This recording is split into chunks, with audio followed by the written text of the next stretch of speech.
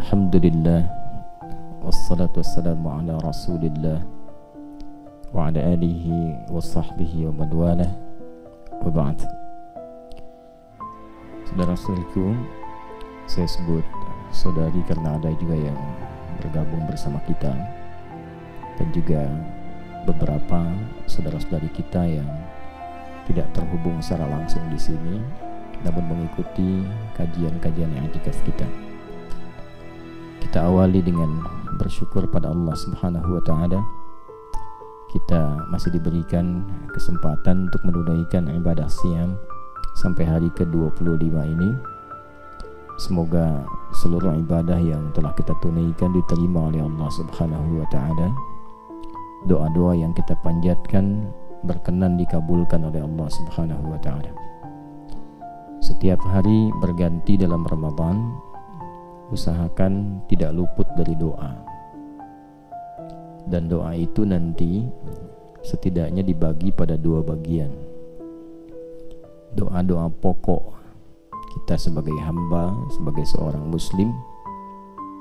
Yang kedua, doa-doa terkait aktivitas kehidupan yang kita jalani di dunia ini. Misal doa-doa pokok minta kepada Allah supaya dikuatkan keimanan, keislamannya, istiqamah sampai wafat. Itu penting. Karena kalau Allah tidak berikan hidayah, tidak berikan taufik, beriman itu menjalaninya tidak mudah.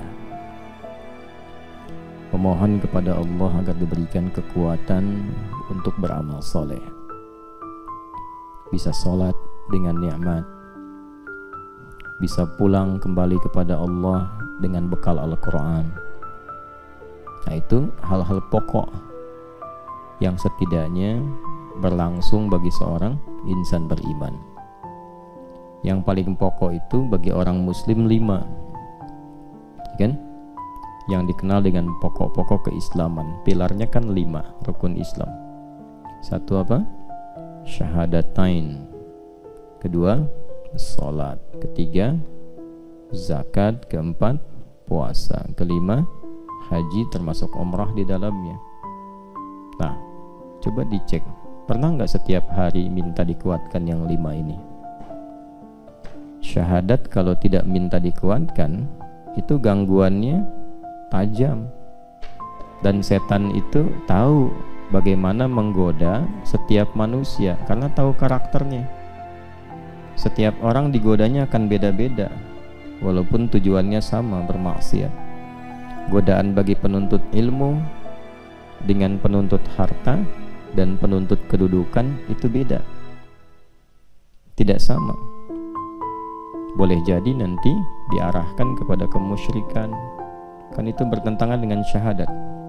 Betapa banyak orang pengen punya kedudukan, datang kepada tempat-tempat dan orang-orang yang mengarahkan kepada hal-hal yang dimurkai oleh Allah, bukan sekedar salah dan berpotensi syirik di dalamnya. Kemudian sholat.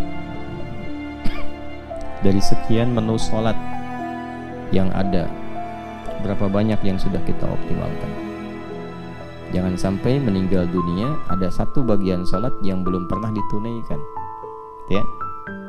Kalau yang fardu kan pokok, alhamdulillah dikuatkan, diberi kesempatan menunaikan sholat fardu. Minta supaya berjamaah, minta supaya bisa diberi kekuatan ke masjid, gitu ya. Yang sunnah selama hidup dicatat kalau bisa tuh, nanti di checklist. Zakat, sudah pernah berzakat belum? Belum. Doa minta supaya selama hidup bisa berzakat, walaupun sekali 2 kali, karena itu kan pokok bagi seorang muslim, ya. Jadi menerjemahkannya, berzakat bagi yang sudah wajib atau mampu berzakat. Balik pengertiannya, harus mampu zakat selama hidup. Harus itu maksudnya memotivasi diri supaya kita bisa untuk berzakat. Ya, puasa minta diberi kekuatan. Haji juga sama. Kan definisi standarnya haji bagi yang mampu, tapi definisi bagi seorang muslim, ya, dalam tanda petik muslim yang ingin mewujudkan rukun-rukunnya adalah berusaha mampu haji selama hidup. terserah nanti bagaimana Allah memberikan keputusannya. Yang penting kita berusaha dulu, sehingga ketika dihisab itu ringan. Itu yang pokok. Selebihnya doa-doa terkait dengan aktivitas duniawi kita yang diniatkan sebagai ibadah. Ya, kalau belajar minta dikuatkan ilmu, kalau bekerja minta dijaga oleh Allah, diluaskan rezekinya, disifati dengan halal dan membahagiakan. Kalau punya kedudukan minta dijaga oleh Allah supaya jadi maqaman mahmuda, kedudukan yang memuliakan dan dimuliakan. Kadang-kadang kan dimuliakan tapi tak mampu memuliakan. Orang hormat tapi tak mampu memberikan kehormatan kepada orang lain, sombong, ria, ya kan? Itu dimuliakan tapi tak mampu memuliakan. Nah, ada lagi yang kebalikannya, memuliakan tapi tidak dimuliakan. Orangnya baik, membuat kedudukan yang baik-baik, tapi dalam saat yang bersamaan memang fitrahnya boleh jadi ada yang tidak senang, ya kan? Nah, tapi dengan cara-cara yang tidak elok, minta supaya Allah turunkan min ladunka sultanan nasira, ya, pertolongan terbaik. Nah, itu yang kita isi selama Ramadan, apalagi i'tikaf. Ya, minta kepada Allah kekuatan ibadah, kekuatan menikmati tarawih, kekuatan beramal saleh saat yang bersamaan. Minta kekuatan supaya diberikan cahaya dalam belajar, menuntut ilmu, cahaya dalam bekerja, cahaya di keluarga, dioptimalkan. Di kesempatan ini kita akan sedikit dulu belajar topik yang berbeda sedikit saja untuk memberikan pencerahan terkait dengan satu momen yang istimewa yang hanya terjadi di bulan Ramadan, yaitu di satu dari sekian malamnya, dikenal dengan Lailatul Qadar, malam Al-Qadar. Ini penting kita bahas karena ada beberapa redaksi hadis juga yang memberikan motivasi kepada kita untuk tidak putus berburu malam Al-Qadar ini sampai ujung Ramadan. Bahkan ada yang spesifik meminta di 10 hari terakhir, kan?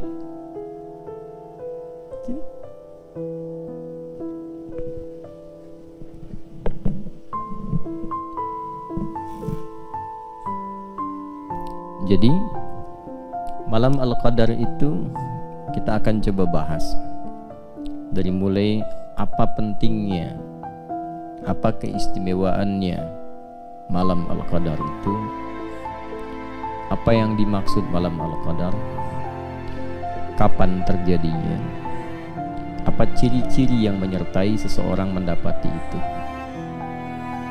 Dan bila kita mendapati di antara tanda-tandanya, rasanya hadir dan merasakan kemuliaan sesuai dengan isyaratnya, apa yang harus dilakukan? Baik, kita akan fokuskan dulu satu surah saja karena waktunya terbatas. Surah ke-97 dengan namanya Surah Al-Qadar. Allah berfirman, A'udzu billahi minasyaitonir rajim. Bismillahirrahmanirrahim. Inna anzalnahu fi Lailatul Qadar. Inna, sungguh, demi keagunganku. Ya, terjemahkan na-nya itu seringkali kalau dilihat di mushaf kami kan. Nah, kalau belum belajar ulumul Quran, ilmu-ilmu untuk memahami Al-Quran, bisa potensi keliru pemahaman. Kok bentuknya jamak gitu kan? Nah, kalau ada bentuk jamak itu di ulumul Quran itu maknanya dua.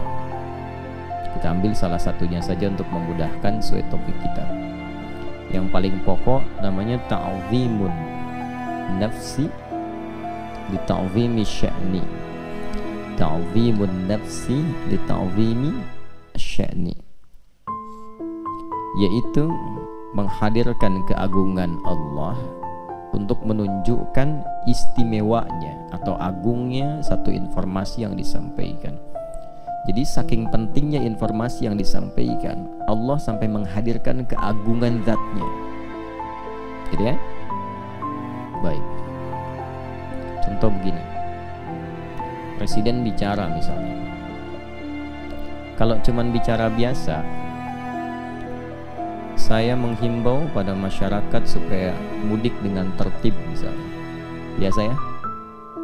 Coba lihat yang kedua, saya Presiden Republik Indonesia, Panglima tertinggi, pemimpin bagi seluruh masyarakat di Negara Kesatuan Republik Indonesia. Saya menghimbau kepada seluruh rakyat saya tanpa kecuali agar menunaikan mudik dengan tenang, damai, tertib dan membahagiakan. Beda nggak satu dengan dua? Ya kan? Ketika membawa kedudukan, membawa keistimewaan, keagungan, maka kesannya beda kan? Nah, jika ditemukan dalam Al-Quran inna nahnu, yang menunjukkan satu informasi, ini menunjukkan informasi yang disampaikan tidak biasa, pasti istimewa, agung sifatnya, karena di situ Allah menghadirkan keagungan dirinya untuk menunjukkan pentingnya informasi yang disampaikan. Nah, kalau kita tahu ilmunya begitu, cara baca Quran kita akan berbeda. Pasti perhatiannya lebih tinggi. Ayat-ayat semuanya penting, tapi ketika menemukan itu, kita merasa ini ada sesuatu yang istimewa, yang beda dari biasanya. Baik. Inna anzalnahu fi Lailatul Qadar. Demi keagunganku, aku turunkan Al-Quran itu di malam Al-Qadar. Jadi di sini ada dua peristiwa penting. Peristiwa pertama tentang turunnya Al-Quran, peristiwa kedua tentang malam Al-Qadar. Ketika Al-Quran diturunkan dan dibuka dengan ta'zimun nafsi li ta'zimi sya'ni inna, kan? Ini memberikan kesan bahwa Al-Quran itu istimewa, agung. Saking agungnya Allah menghadirkan pembuka dengan keagungan zatnya. Jelas ya? Nah, berarti kalau disebut istimewa, Allah sendiri mengagungkan. Masa hamba membiarkan, menganggap biasa? Ada sesuatu yang istimewa, tidak biasa di Al-Quran itu. Tidak sama, bukan kalam-kalam biasa, bukan kalam makhluk, kalamullah. Nah, karena itu suatu saat kita akan pelajari sifat-sifat itu, keagungan itu, sehingga kita menemukan apa yang dimaksudkan dalam Al-Quran. Di antara kedahsyatannya, mampu merubah sekelompok manusia yang tertinggal dan terbelakang dengan kompleksitas keburukan perilakunya, tiba-tiba menjadi sesuatu yang sangat luar biasa, sosok-sosok gemilang yang mensibgoh dunia, berubah total itu. Ya, itu Al-Quran. Nanti kita akan lihat apa yang paling pokok di Quran. Kita bahas dulu bagian keduanya. Yang kedua, malam Al-Qadar. Berarti ada yang istimewa di malam Al-Qadar itu, bukan malam biasa. Karena itu menggunakan tak di ujungnya. Ya? Ada lail, ada lailah. Kalau lail umumnya menunjuk pada waktu malam standar umum. Inna fi khalqis samawati wal ardh, inna fi khalqis samawati wal ardh wa ikhtilafil laili wan nahar, pergantian waktu siang dan malam. Itu kalau disebutkan lail umumnya menunjuk pada waktunya dari ba'da isya sampai menjelang fajar. Menjelang ya, bukan sampai fajar, karena nanti ada waktu jeda singkat namanya sahar. Aktivitas yang dikerjakan di waktu sahar namanya sahur. Makanya kita makannya makan apa? Sahur, maksudnya dilakukan di waktu sahar. Ya, kurang lebih 15 sampai 25 menit sebelum fajar. Jadi kalau subuh misalnya 4.38, ya kurang lebih 4:4 atau 4:10. Kalau jam 3, setengah 3 terlalu dini, ya terlalu awal makannya. Nah, itu sahar. Jadi dari mulai malam ba'da isya itu sampai menjelang fajar. Nah, bahasanya menjelang fajar. Itu lail namanya. Kalau ada yang istimewa sampai menjelang fajar ini dari ba'da isya, maka di antara rumusnya tambahkan ta. Jelas ya? Jadi kalau ada tak mengiringi kata lail, ini menunjukkan di malam itu tidak biasa. Ini umumnya ya. Walau nanti dalam beberapa keterangan tergantung konteks bisa berbeda. Tapi umumnya teorinya begitu. Kalau ada tak bersamaan dengan lail, maka tak itu menunjukkan sifat yang tidak sama dari waktu-waktu malam yang biasa. Setiap malam bisa tahajud gak? Bisa. Karena itu saat menyebutkan sholat malam itu pakai lail, bukan lailah. Coba Quran surah 17 ayat ke-79. Wa minal laili fatahajjad bih. Bukan wa minal lailah. Artinya setiap malam ada potensi untuk tahajud. Ya. Tapi kalau ada satu malam yang istimewa yang tidak sama dengan malam-malam lainnya, maka salah satunya tambahkan tak pada kata lail itu, menunjuk pada sifat. Karena itu ayatnya berbunyi inna anzalnahu fi lailatil qadar. Baik. Lailah ya, bukan lail kan? Nah, apa istimewanya malam Al-Qadar itu? Kita ambil keistimewaannya dulu. Satu, ini langsung keterangan Qur'annya. Wa ma adraka ma lailatul qadar. Indah sekali nih. Kita dibikin penasaran dulu supaya memotivasi kita untuk memburu malam itu. Tahu nggak kata Allah keistimewaan malam Al-Qadar itu? Tahukah Anda keistimewaannya? Kan? Teruskan. Lailatul Qadri khairum min alfi syahr. Malam Al-Qadar itu istimewanya seluruh amal soleh yang dikerjakan membersamai malam itu nilainya dilipat gandakan lebih dari 1000 bulan. Dilipat gandakan, ingat, lebih dari, karena redaksi Qur'annya berbunyi khairum min, lebih dari. Jadi tidak pas 1000 bulan ya, 1000 bulan itu kurang lebih 80 sampai 83 tahun lah. Ambillah 83 tahun misalnya, berarti lebih daripada itu. Atau bahasa paling gampangnya standar rata-rata usia manusia misalnya, ya. Baik. Jadi kalau Anda beribadah seumur hidup, kan? Itu bahasa gampang. Kalau Anda beribadah seumur hidup, lalu dibandingkan dengan beribadah bersamaan di malam ini, malam Al-Qadar, itu lebih bagus di malam ini nilainya, lebih banyak di malam ini, lebih dari apa yang pernah dikerjakan selama hidup. Ya, dalam satu amalan ya. Misal selama hidup tiap malam tahajud tuh, ya kan? Tiba-tiba pas malam Al-Qadar tahajud juga. Itu satu malam itu nilainya bisa melebihi yang dikerjakan selama hidup. Bahasa gampangnya begitu. Ya, yang dimaksud rata-rata umur manusia hidup. Kan? Rata-rata ya kata Nabi SAW, umatku itu ya umurnya ya di antara 60-70 dan sedikit yang melampaui itu, sedikit. Jadi kalau yang lewat 100 itu sedikit, nggak banyak. Bisa dihitung jari sedunia tuh, kan? Ya, rata-rata kan di kisaran itu. Kalau ambil pertengahannya sekarang misalnya, ambillah seperti hitungan 1000 bulan misalnya, di antara sampai 80 tahun. Bersamaan dengan malam itu ibadah, tahajud sekali aja, itu nilainya lebih daripada 1000 bulan. Luar biasa tuh. Ya. Jadi kalau ada yang kurang-kurang selama hidup beramal, ketutup tuh dengan malam itu. Nah, ini kan masalah iman. Kalau ibadah kan bacanya pakai iman. Ibadah itu kan amal soleh. Amal itu jadi soleh kalau ada imannya. Kalau tak ada iman gak jadi soleh. Karena itu setiap ada kata iman itu mengantarkan pada amal soleh. Wal 'asr innal insana lafi khusr illa alladziina amanu wa amilus solih. Masuk surga juga pakai iman dan amal soleh. Wa basyiril ladzina amanu wa amilus solihat anna lahum jannatin tajri min tahtihal anhar.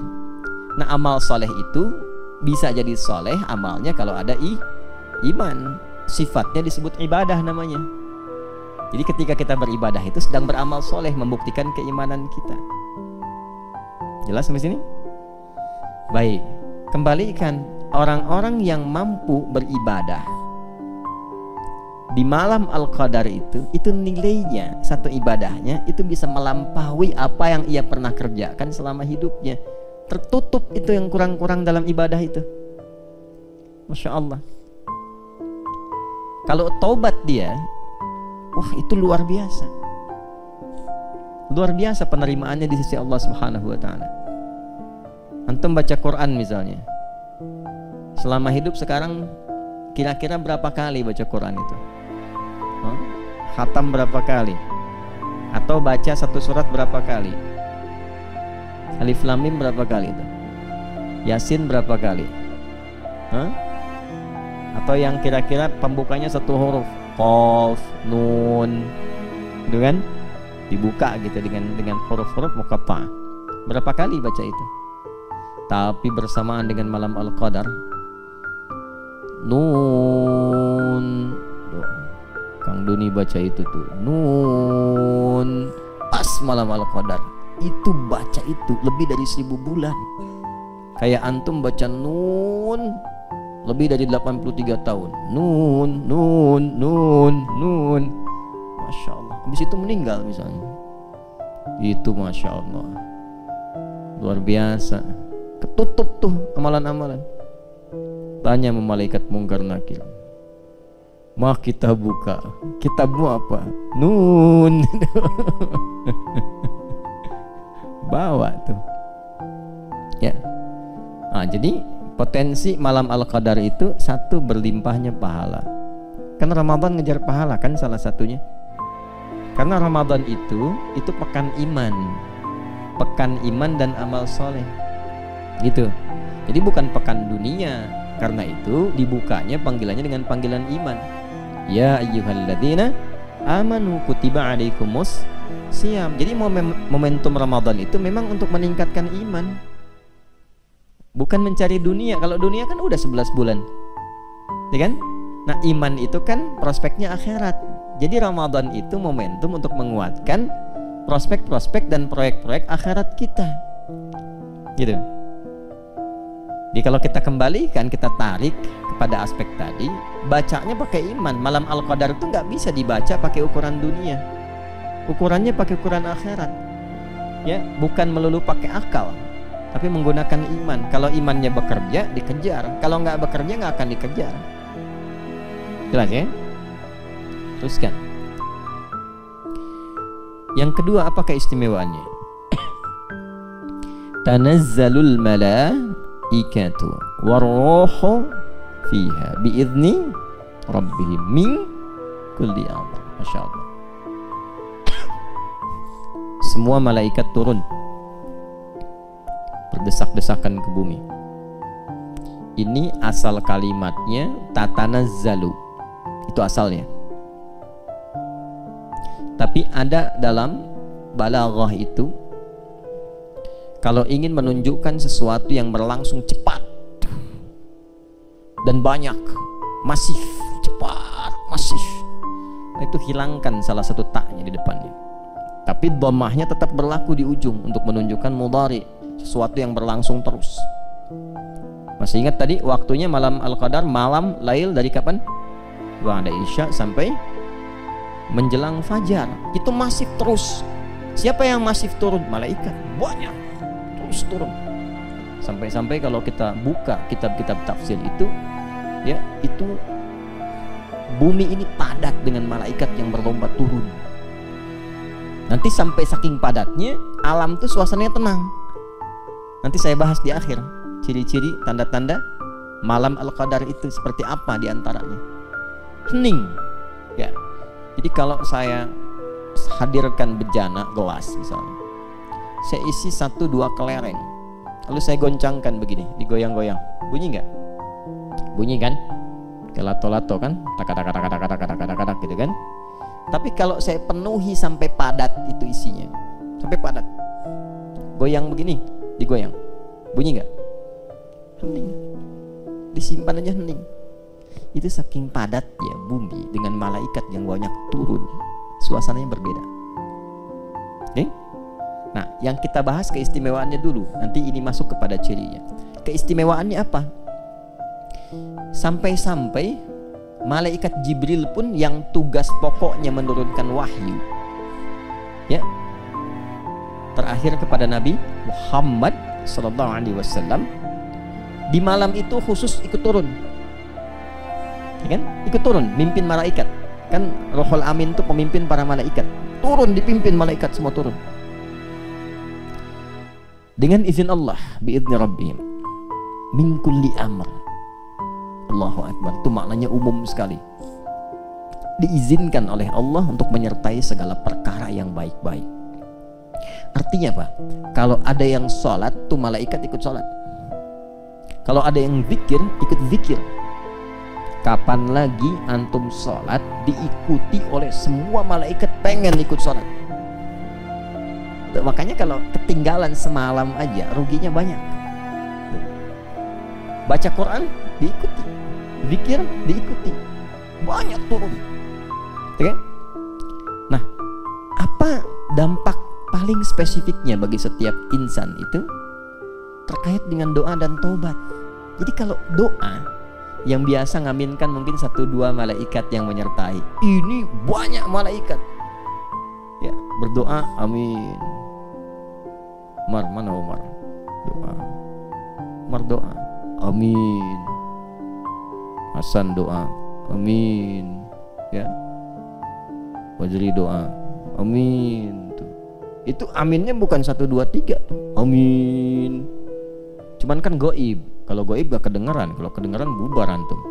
Amin. Ya kan bubar. Siapa nih lihat sayap begini? Siapa? Israel. Oh. Ya. Gitu. Nah itu sekali lagi perkaranya iman. Ya. Jadi jangan pakai akal, pakai iman. Karena akal terbatas. Ingat, akal itu sama kayak mata, sama kayak telinga, perangkat yang ada pada manusia, perangkat fisikal. Mata terbatas tidak? Terbatas, semakin jauh semakin gak kelihatan. Semut itu kalau dekat terlihat jelas, merayap makin jauh gak nampak. Bukan semutnya gak ada, pandangan kitanya yang terbatas.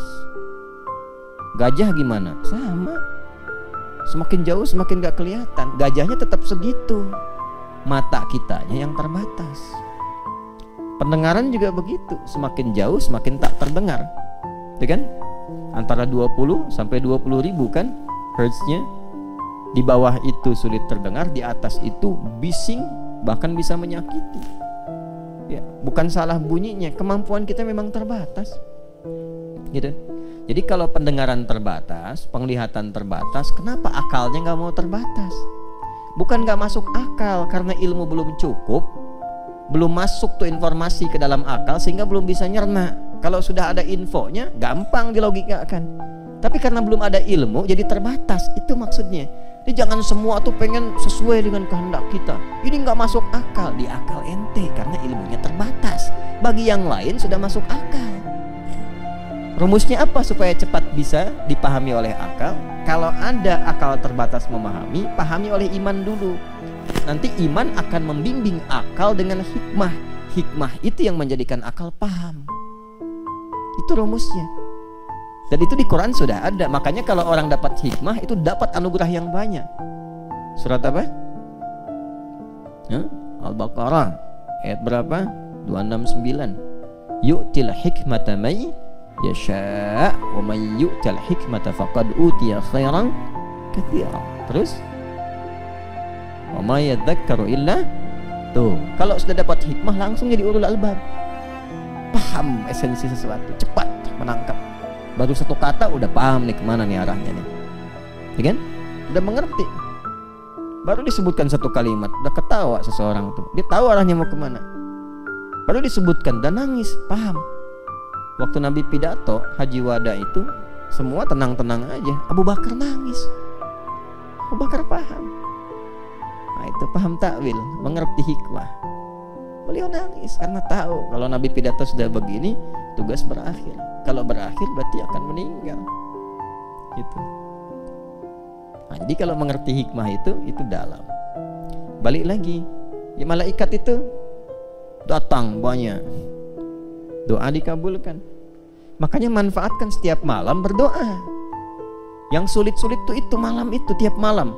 Yang kita rasakan mungkin ada kesulitan menghafal, kesulitan memahami, kesulitan dalam pekerjaan. Ya, bayangkan, hadirkan, minta sama Allah. Mungkin Allah tetapkan di malam itu dikabulkan supaya kita terus bersemangat ibadahnya. Hikmahnya buat kita juga, jadi makin rajin ibadah.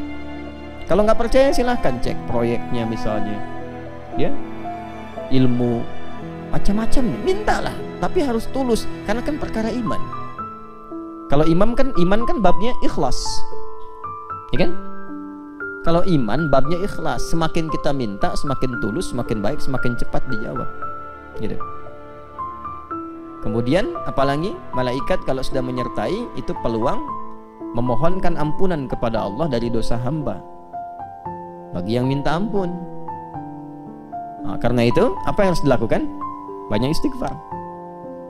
Maka Nabi mengajarkan kan doa kepada Sayyidah Aisyah radhiyallahu ta'ala anha. Kalau sudah terasakan itu kayaknya feelingnya beda nih dari malam-malam yang lain nih, beda nih. Sampai ada yang mengatakan para ulama, setiap orang itu nanti ada feeling yang sama, ada feeling-feeling yang spesifik tuh sebagai anugerah dari Allah. Nah, kalau udah dapat feelingnya seperti itu, apa yang harus dilakukan? Nabi mengajarkan satu doa. Itu ditalkinkan langsung dari lisan Nabi pada Sayyidah Aisyah radhiyallahu ta'ala, Allahumma innaka afuwun tuhibbul afwa fa'fu anni. Allahumma innaka afuwun karim tuhibbul afwa fa'fu anna. Ingat-ingat, koreksi tiap malam. Itu dahsyat itu. Nah, nanti hasilnya kita akan lihat di parameter keberhasilannya setelah itu. Nah, jadi kalau ditanyakan apa istimewanya malam Al-Qadar itu, maka Al-Quran pertama mendefinisikan tentang manfaat-manfaat yang terkait dengan proyek akhirat kita. Itu yang terbesar. Jadi kalau nanam saham, jangan cuma dunia, tanam buat akhirat, karena itu tempat pulang. Kalau di sini kan tempat apa? Tempat berdinas, membawa misi. Di sini itu kita sedang beraktivitas, membawa misi, berdinas. Setelah itu pulang. Kan tiap hari kelihatan, terdengar, baca berita. Ya, ini si fulan sudah meninggal dunia. Itu kan bahasa meninggal dunia kan sederhana, tugasnya selesai, pulang. Macam-macam. Ya, tergantung batas ajal. Nanti ada yang masih kecil, ya kan? Ada yang remaja, ada yang dewasa, ada yang banyak diberikan batas waktu sesuai maslahat hidupnya. Ujungnya pulang, gitu. Ujungnya apa? Pulang. Nah, jadi kalau kita bisa spesifik demikian, itu insya Allah akan selamat, ya. Jadi itulah diantara kemuliaan malam Al-Qadar, yang hal pertama disadarkan oleh Allah kepada kita, ingat akhirat itu maksudnya. Jadi keistimewaan pertama yang menghadirkan banyaknya pahala, terkabul doa, diampuni dosa, itu kan rata-rata proyek dan prospek akhirat kan. Intinya membangun kesadaran. Ingat ya, kalian satu saat akan pulang. Kalian akan meninggal dunia. Dunia itu tempat berusaha, pasti pulang. Jangan sampai saat pulang tak punya bekal. Itu maksudnya. Dan aku sayang, kata Allah begitu tuh. Akulah Rahman, kata Allah, akulah Rahim. Saking sayangnya Allah, Allah tahu nih, yang selama hidup beribadah itu walaupun terasa banyak, belum tentu kan diterima semuanya. Cuman bersyukurnya kita, Allah punya sifat asyakur, yang menerima walaupun sedikit. Itu kan? Itu baca Quran 1 juz, berapa yang diterima oleh Allah? Ya, alhamdulillah kita masih bisa baca Quran, itu bersyukur diberi taufik. Yang diterima pun alhamdulillah. Kalau bukan rahmat Allah, sulit mengandalkan amal soleh, sulit. Coba dari sekian amal itu, salat maghrib berapa rakaat? 3. Yang bisa ikhlas di rakaatnya berapa dari 3 itu? Gitu. Itu kalau bukan rahmat Allah sulit. Jadi kesimpulan pertama, keistimewaan malam Al-Qadar itu mengingatkan kita satu, pada tempat pulang kita di akhirat, supaya tidak terlampau kita terikat dengan dunia yang sementara. Yang kedua, untuk itulah Allah dengan sifat kasih dan sayangnya menghadirkan banyak peluang-peluang prospek akhirat, investasi-investasi akhirat yang mampu meringankan hisab kita saat kembali dan menempatkan kita di surga dengan rahmatnya. Itu yang pokok. Keistimewaan kedua, saya cepat. Apa itu qadar? Kalau tadi kan yang disebutkan tadi Lailatul Qadarnya, ya kan? Wa ma adraka ma Lailatul Qadar. Lailatul Qadri khairum min alfi syahr. Tanazzalul malaikatu waruhu fiha biidzni rabbihim min kulli amr. Itu baru aspek pertama. Balik lagi ke awal ayat. Inna anzalnahu fi lailatil qadar. Qadar itu apa? Qadar itu ketetapan Allah bagi seluruh makhluknya dalam menjalani kehidupan. Jadi, ketetapan Allah bagi seluruh makhluknya yang bersifat mengikat dengan dalam menjalani kehidupan. Contoh, ajal itu qadar. Rizki itu qadar Allah.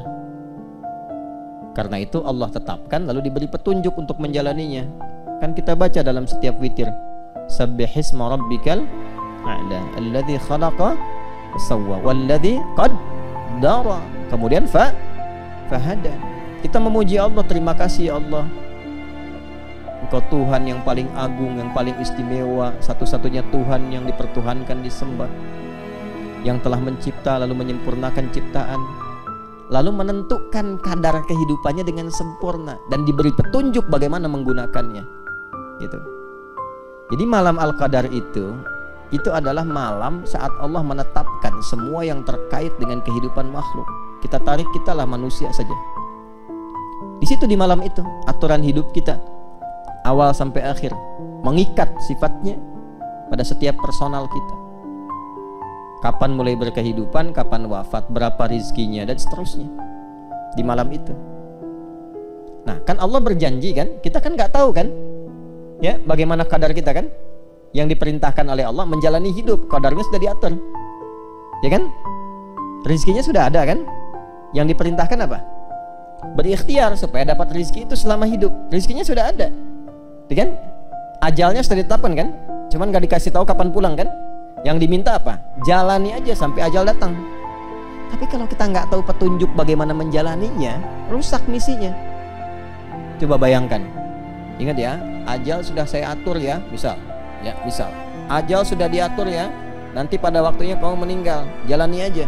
Tapi nggak dikasih tahu gimana cara menjalaninya. Manfaat gak hidupnya? Belum tentu. Bisa bingung, linglung. Rizki sudah saya atur ya. Kalian tinggal cari aja, udah saya tebarkan sampai kalian meninggal. Tapi nggak dijelaskan bagaimana mencarinya. Bisa salah kan? Karena itulah Allah turunkan petunjuk yang memberikan bimbingan kepada kita, bagaimana kita bisa menjalani kadar kehidupan itu dengan cara yang benar. Kalau menjemput rizki bagaimana caranya, menjalani hidup bagaimana caranya, sendirian bagaimana, kalau berumah tangga bagaimana, jadi suami seperti apa, jadi istri bagaimana, jadi ayah seperti apa, jadi anak bagaimana, punya kedudukan seperti apa, cari ilmu bagaimana. Itu selama hidup berkehidupan, aturannya dijelaskan oleh Allah berupa pedoman, diberikan sebagai petunjuk.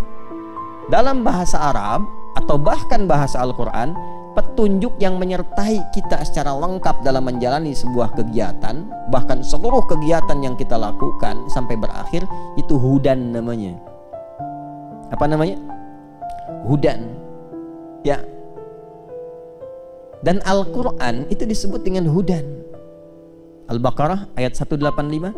Syahrul Ramadhan alladzi unzila fihil Quran. Teruskan. Hudal linnas. Tuh.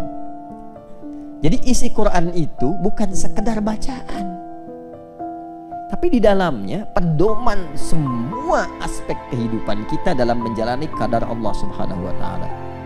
Dari sejak mulai dilahirkan sampai wafat. Karena itu kalau kita baca Quran, kita akan temukan jalan hidup kita ada di situ.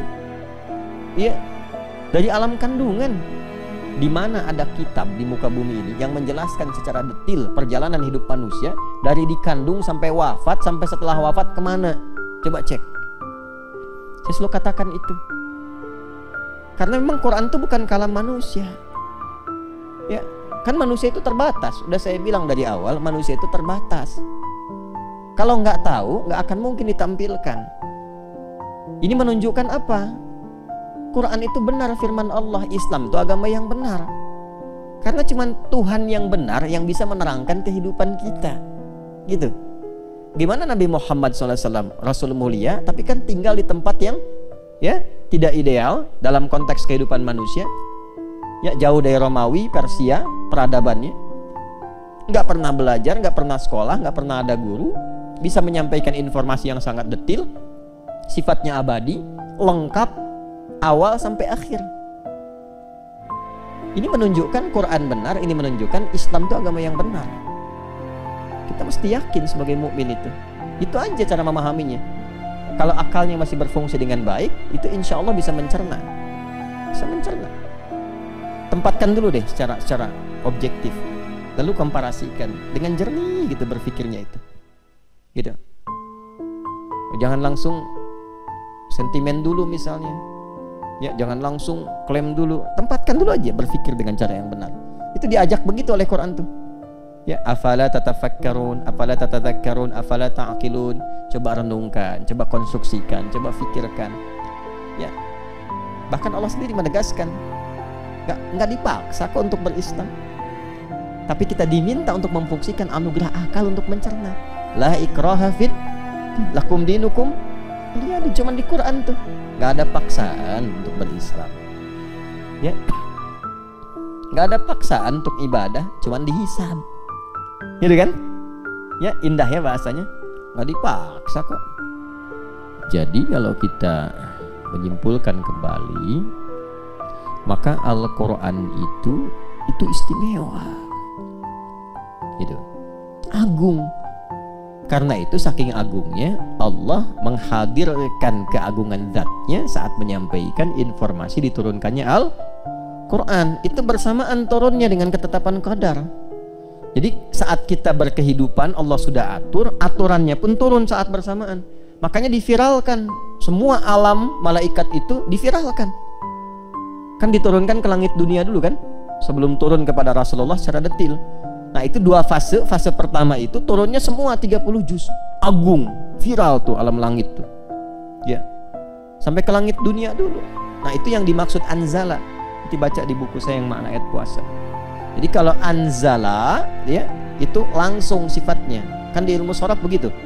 Kalau af'ala dengan fa'ala kan beda. Kalau af'ala itu sifatnya langsung. Yang dimaksud turun sekaligus ke sama'id dunya. Sebagai pedoman berkehidupan. Jadi begitu ditetapkan hukum kehidupan dari mulai usia, dari mulai rizki segala rupa itu ya, itu bersamaan dengan itu turun petunjuk penggunaannya lengkap 30 juz. Baru diturunkan secara detail bersamaan dengan kehidupan supaya dicontohkan oleh kehidupan Nabi SAW. Tafsirnya jelas. Makanya ketika dijelaskan dengan detail oleh Nabi itu menggunakan nazzala. Ketika turun beda dengan Taurat dan Injil. Taurat Injil turun sekaligus. Karena cuma parsial sifatnya, sebentar dan sebagian manusia saja. Makanya Taurat Injil pakai anzala ketika turun ke nabinya. Tapi kepada Rasulullah SAW Quran pakai nazzala. Ali Imran ayat 3. Nazzala 'alaikal kitaba bil haqq 'alaika. Ke nabi. Tapi ketika turun dalam suasana qadar, malam al-qadar, itu kalimat nabinya nggak ada. Inna anzalnahu fi lailatul qadar. Hu-nya itu ke Quran. Jelas ya? Sama Ya, di Ad-Dukhan apa? Inna anzalnahu fi lailatin mubarakah. Tuh, di malam yang diberkahi. Tapi ketika turun kepada Nabi, kaknya muncul. Nazzala alaikal kitab, pakai nazzala, turunnya bertahap. Bil haqqi musaddiqan lima bayna yadayhi wa anzalat taurata wal injil. Tapi Taurat, Injil pakai anzala. Taurat langsung 10 perintah. Injil langsung turun. Ya, semuanya tidak bertahap. Karena umatnya terbatas dan perintah-perintahnya tuh hanya dalam waktu yang terbatas, sederhana. Quran sampai akhir kehidupan.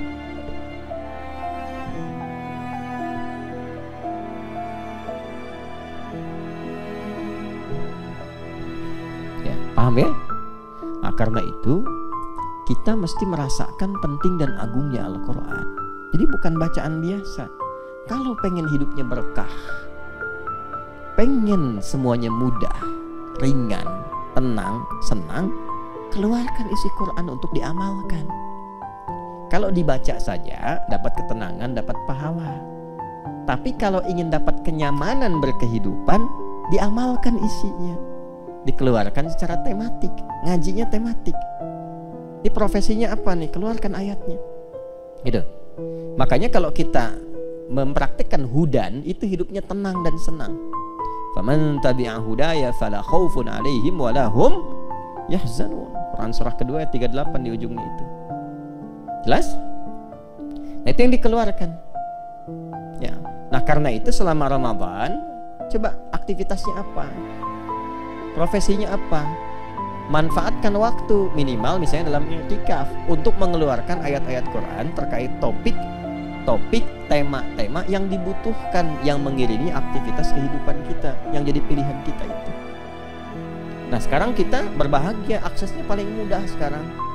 Dulu para ulama itu masih ngikutin. Di kalangan sahabat langsung dibimbing Nabi. Jadi kalau ada pedagang, pebisnis, Nabi konsultasi mereka ke Nabi, Nabi langsung bimbing, sukses. Pejabat sukses, semua sukses. Setelah itu diajarkan oleh sahabat, ditangkap, masih talaki.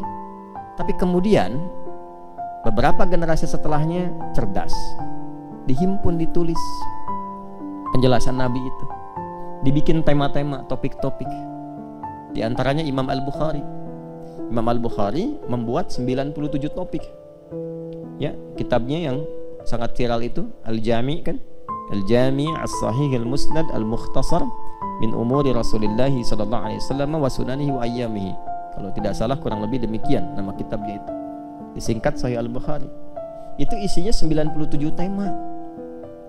Dan dimulainya tidak langsung hadis, ayat dulu. Ada tema misalnya apa? Pertama kitab Badul Wahyi, kedua Kitabul Iman, ketiga kitab Al-Ilmi, ya, dan seterusnya. Itu begitu menerangkan Kitabul Iman, ayat Quran dulu, setelah ayatnya baru hadisnya. Terus dibuat subtopik-subtopik. Gimana supaya naikin iman dan tidak turun-turun? Apa amalannya? Bagaimana mendapatkan kenikmatan iman? Apa hubungan iman dengan amal soleh? Itu diruntut. Ilmu, Kitabul Ilmi. Ya, bagaimana cara mendapatkan ilmu? Mengatur waktu untuk belajar ilmu itu bagaimana? Supaya cepat mendapatkan ilmu bagaimana? Itu banyak dikumpulkan. Kitabul Buyu' bagi yang bisnis berdagang, keluarkan bagaimana bisnis yang berkah, bagaimana menghindari hal-hal yang kemudian cenderung bermasalah, bukan? Bagaimana menghindari riba, bagaimana mempercepat harta yang berkah yang dengan itu bisa mendekat kepada Allah. Ya, banyak sekali kok. Kitabul Marid, bagaimana menyikapi ujian dari Allah, misalnya dari penyakit. Ada tentang bab kedokteran di dalamnya, bab kesehatan, banyak sekali. Di ujungnya adalah pelajaran-pelajaran daripada para sahabat, ada manaqib-manaqib dia tuh. Ya, bagaimana amalan-amalan mereka tuh. Zikir-zikirnya sampai dikumpulkan. Yang khatam, makanya kalau ngaji yang khatam. Kalau khatam itu Masya Allah lengkap itu. Ya. Ada zikir-zikir spesifik. Zikir saat jadi pasukan khusus dalam medan perang seperti apa? Ada. Ya, zikir dalam bidang kepemimpinan. Imam Muslim bikin kitabnya Kitabul Imarah, ada. Puasa nih. Kan puasa itu sebulan kan? Apa yang dikerjakan selama Ramadan? Langsung dibikin Kitabus Shaum, lengkap itu. Dari memulai kapan mengakhiri, bagaimana cara sahur, kapan tarawih, seperti apa dan seterusnya, lengkap. Kita orang sekarang tuh tinggal jalanin aja. Baca, pahami, amalkan. 11 bulan punya waktu baca, Ramadan tinggal ngamalin. Ini dibiarin, begitu masuk Ramadan malah sibuk belajar lagi. Kapan amalnya? Ya walaupun tidak salah, tapi menempatkan sesuatu sesuai dengan tempatnya. Makanya kebiasaan seperti itu menjadikan hari tenang menjadi hari tidak tenang. 11 bulan main-main, begitu waktunya hari tenang, besok mau ujian malah nggak tenang.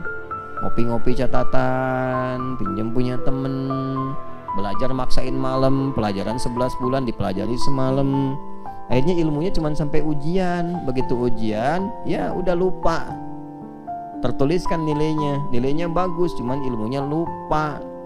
Makanya ada ahli hukum yang dihukum, sebab ketika mencuri lupa. Waktu korupsi lupa gitu. Ya. Kenapa jadi ke situ tuh?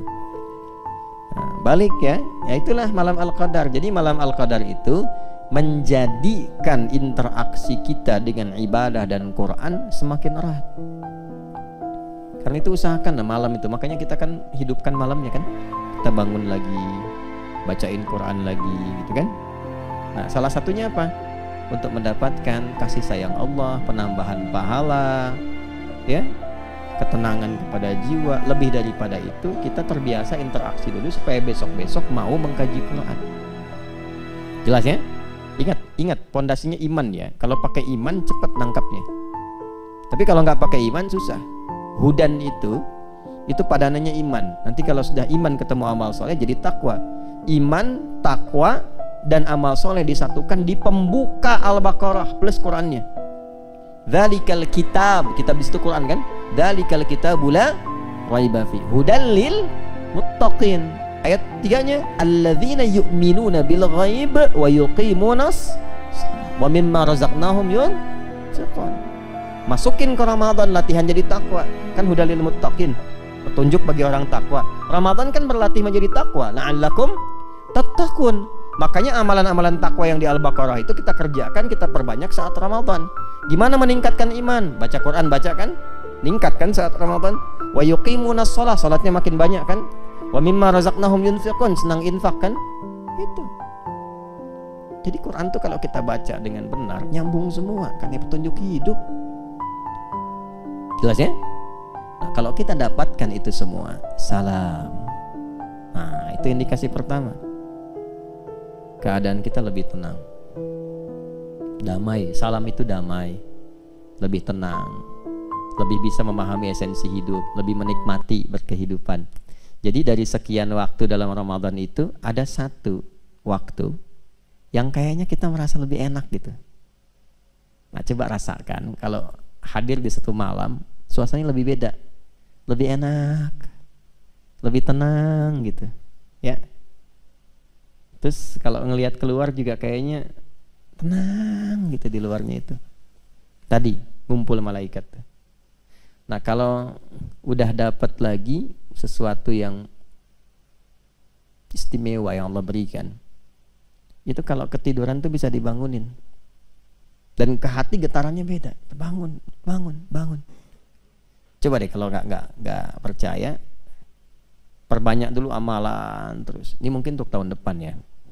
Kalau hidup, itu, kalau hidup, kalau tidak, sisa waktu gunakan. Masih ada beberapa malam ke depan. Perbanyak ibadah. Nanti ada satu dari sekian malam Ramadan itu, ada satu yang kita itu dibikin terus aktif malamnya. Yang kalau mau tidur pun, bangun, bangun, bangun. Pernah merasakan begitu nggak? Itu nggak setiap waktu tuh. Bukan karena ada agenda sholat malamnya, tapi dibikin bangun. Tuh. Saya nggak harus nyampaikan di kapan waktunya saya misalnya merasakan itu, tapi itu kan rahasia Allah. Untuk setiap kita kadang-kadang getarannya bisa tidak sama, tapi nanti bisa menemukan petunjuk yang sama dari suasana alam. Ya. Nah, diantaranya lebih tenang. Makanya kan ada hadis-hadis yang menunjukkan paginya itu lebih tenang. Gak terlampau panas, gak terlampau dingin. Cahaya mataharinya sejuk, enak gitu, nyaman. Yeah. Jadi akhirnya salam. Di malam Al-Qadar itu kita mendapatkan salam. Maknanya dua. Bisa menunjuk pada isyarat malam Al-Qadar lebih tenang, lebih nyaman, lebih damai ke hati. Lingkungannya juga mendukung, tenang, damai, enak ke ibadah gitulah. Enak ke ibadah. Saya. Nah, yang kedua, parameter kesuksesan orang yang mendapatkan Al-Qadar. Perangainya yang lebih tenang. Lebih bisa menimbang bagaimana bersikap. Lebih tenang, lebih kalem, lebih damai, menatap sesuatu itu dengan kedamaian. Nilai-nilai kebaikan bertambah. Nah, setelah ada kata salam, balik lagi ke malam Al-Qadar. Hiya, waktunya malam Qadar itu panjang. Terbentang tadi, kan malam kan? Dari ba'da isya terus sampai menjelang fajar. Makanya saya tidak katakan fajar kan tadi? Ya, menjelang sampai mau tibanya fajar itu matla, sampai akan terbitnya fajar. Hiya hatta matla'il fajar, sampai akan terbitnya fajar. Itu pernah ada berita itu NASA mencitra ya dari angkasa suasana malam-malam Ramadan. Ada satu malam yang beda sendiri. Bahkan di tahun-tahun ke belakang itu kalau sudah sampai begitu ya, fenomenanya kita belum yakin, belum sungguh-sungguh, saya pikir keterlaluan lah. Kalau kita dengar informasi dari dulu, apalagi dari Nabi, memang standarnya harus yakin, harus kuat, diburu gitu. Ya kalau kurang yakin artinya kan lemah iman, tapi masih bisa dikuatkan. Tapi kalau sudah ada bukti-bukti otentik yang bahkan terekam, belum yakin juga, itu imannya dipertanyakan. Tahun-tahun ke belakang itu sempat ada yang i'tikaf di Masjidil Haram. Lalu dia mengamati setiap malam sampai menjelang subuh itu. Ada salah satu momen yang ketika dia videokan itu kayak kilatan naik gitu dari atas Ka'bah itu ke atas. Itu nyata, bukan rekayasa. Kayak kilatan naik. Ya kayak ada sayap putih tapi halus, kayak awan naik cepat sekali gitu. Ya. Dari satu rangkaian malam-malam terakhir di Ramadan itu. Pernah ada itu? Pernah nggak dengar? Atau pernah lihatnya? Ada di tahun-tahun ke belakang itu. Nah itu pembuktian yang nyata gitu. Jadi kalau sudah alamnya itu sudah disampaikan tanda-tanda kebesaran Allah secara langsung, belum beriman juga, itu mesti hati-hati itu. Kuningnya udah mau orange tuh. Hati-hati betul. Hati-hati. Karena nanti ada ayatul Quran, ada ayatul kaun.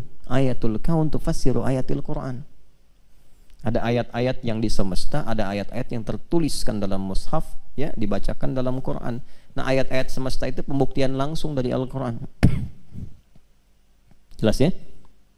Di mana belah batu ditemukan kalimat Allah? Belah tomat adalah lafaz Allah.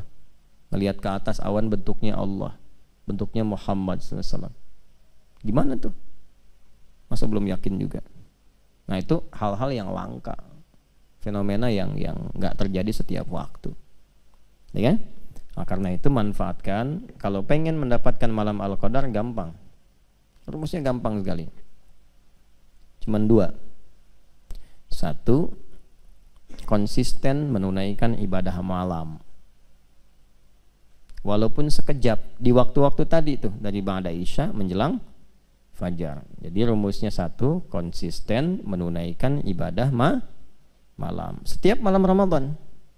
Walaupun sekejap, 5 menit, 10 menit, nggak apa-apa, sesuai kemampuan. Yang bisa dioptimalkan silahkan. Yang kedua, jangan maksiat.